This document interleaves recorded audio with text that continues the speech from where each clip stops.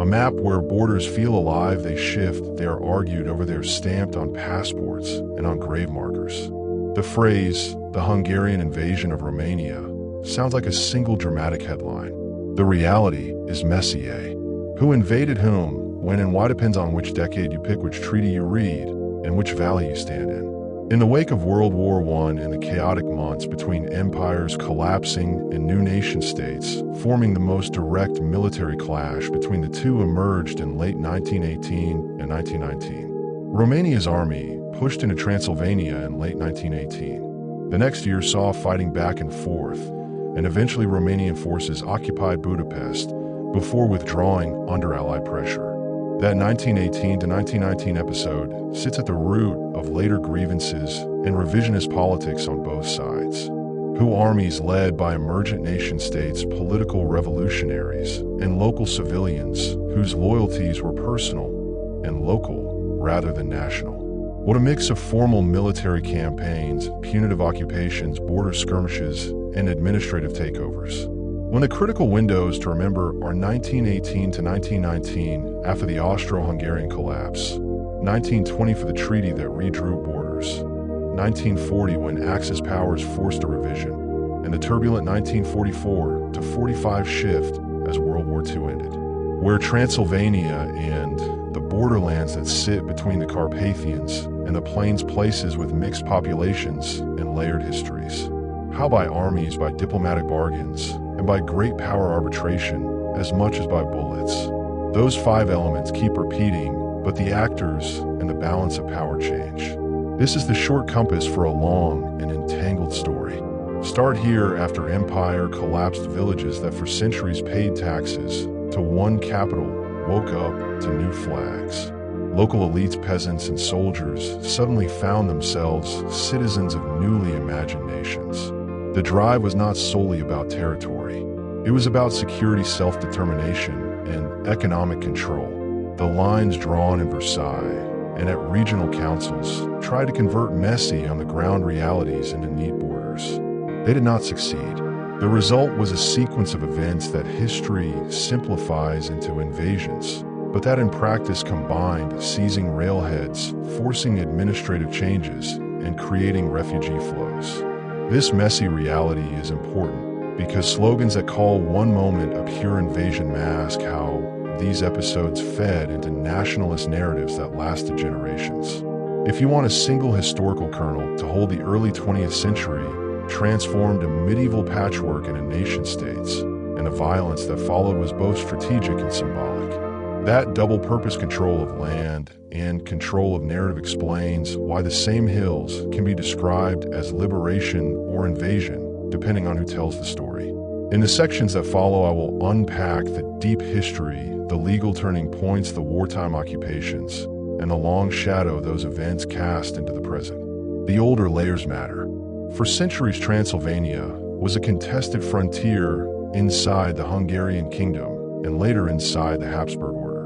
The collapse of Austria-Hungary in 1918 left a vacuum. What changed in 1920 was not just a line on a map. It was a legal order that the victorious powers imposed to make sense of nationalist claims. The Treaty of Trianon formalized that order in 1920, shrinking Hungary and assigning large Hungarian-speaking populations to neighboring states, including Romania. That treaty did more than redraw territory. It created the grievances that would feed revisionist politics for decades, who diplomats in Paris, military planners in Bucharest and Budapest, and millions of ordinary people whose citizenship changed overnight. What a legal settlement that attempted to apply the principle of national self-determination while also serving strategic interests of the Allied powers. When the treaty was signed on June 4, 1920, and came into force the following year, where decisions were made in Versailles and implemented across Central Europe, most visibly in Transylvania. How by imposing demarcation lines validated by the great powers and by limiting Hungary's military capacity, the treaty reshaped Central Europe. The result was a Hungarian state reduced in size and influence, and large Hungarian minorities outside the new borders. Demography mattered here. Census data and the distribution of communities in cities and countryside fed competing national myths. Hungarians pointed to urban concentrations and historical institutions. Romanians pointed to rural majorities and centuries of presence in the Carpathian hinterland. That contest between historical claims, language use, and political loyalty made Transylvania a fault line where simple legal fixes rarely erased deep social realities. The treaty half solved the problem and half stored it for future crises. Fast forward to 1940. The Second Vienna Award was a turning point that reopened the wounds left by Trianon. In August 1940, under pressure from Nazi Germany and Fascist Italy, the map was revised and Northern Transylvania was transferred from Romania to Hungary. That was not a battlefield decision. It was an imposed diplomatic arbitration by Axis powers that reflected their interests in Romania's vulnerability. The moment reshaped local administration and set off a new round of competing claims. Who the Axis arbiters, Romanian and Hungarian governments, and the populations of Northern Transylvania. What a forced transfer of sovereignty that altered schools, courts, and public life. When the award was signed on August 30th, 1940, where Northern Transylvania, including cities such as Cluj and Oradea. How? Through diplomatic coercion backed by the threat of force, not a clear single military conquest on the scale of a conventional invasion. The immediate human consequence was heavy. Romanian sources later documented arrests, expulsions, and abuses under the new Hungarian administration. Contemporary Romanian compilations list hundreds of killings, thousands of arrests, and widespread repression of Romanian institutions in the ceded territory. Those numbers remain a bitter part of the memory on the Romanian side and shaped the post-war reckoning. That period shows how invasion can be both literal and juridical. The Second Vienna Award illustrates an imposed border change that felt like an occupation to those who lived under it. It was also a set piece in the larger game of World War II, where larger powers reshaped borders to reward allies and secure resources. The local violence that followed was an outcome of occupation policies, ethnic tensions, and wartime exigencies. The war's end reordered the region again. Romania switched sides in August 1944, aligning with the Allies against Germany and its partners. That pivot triggered immediate clashes along the Hungarian border as armies moved, retreated, and in some places fought over the same ground that had changed hands multiple times over decades. The post-war treaties restored most of the pre-1940 borders, and Northern Transylvania returned to Romanian administration. The military and diplomatic back and forth of the 1940s left scars of displacement and distrust that did not vanish with peace. Who Romanian and Hungarian soldiers and civilians, plus occupying powers and the Allied authorities who set post-war arrangements.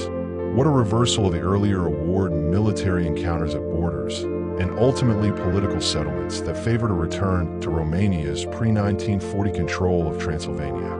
When particularly after Romania's switch on August 23, 1944, and through the immediate post-war years, were the same Carpathian borderlands that had been contested for generations. How? Through battlefield movements and then diplomatic settlement at the end of World War II. The patterns here repeat the older story. Strategic interests of larger powers decide borders, local communities pay the price, and the legal map eventually seeks to stabilize what the guns unsettled. What does all this mean today? The literal invasions and occupations of the early and mid-20th century left institutional legacies and a politics of memory. For Hungarians, Trianon remains a national trauma and a rallying point for revisionist sentiment. For Romanians, the wartime abuses and the return to pre-war borders reinforce narratives of territorial integrity. Both memories feed political discourse. In the modern era, both countries are members of European and transatlantic structures that make large-scale conflict unlikely. That does not erase local tensions over minority rights, language, and commemorations, but it does change the stakes and the levers available to each state. Who modern governments, EU, institutions, NATO structures, and local minority communities. What frameworks for managing differences through law, diplomacy, and regional cooperation rather than arms. When the last 3 decades have seen integration that lowers the chance of interstate war, where Brussels and NATO headquarters now play a different role than Versailles or Vienna did in the 20th century. How? Through treaties, courts, and cross-border economic ties, but also through politics that sometimes invoke history for domestic advantage. If you ask, was there a Hungarian invasion of Romania? The short, honest answer is yes and no, depending on which episode you mean. There were military incursions and occupations, diplomatic impositions that felt like occupations and counter-occupations that followed. The crucial point is to separate the concrete events from the rhetorical label. Calling the entire century a single continuous invasion flattens differences and fuels contemporary resentment. Looking closely at dates, decisions, and the actors involved shows a chain of cause and effect: post-imperial breakup, punitive treaties, revisionist diplomacy, wartime occupation, and post-war settlement.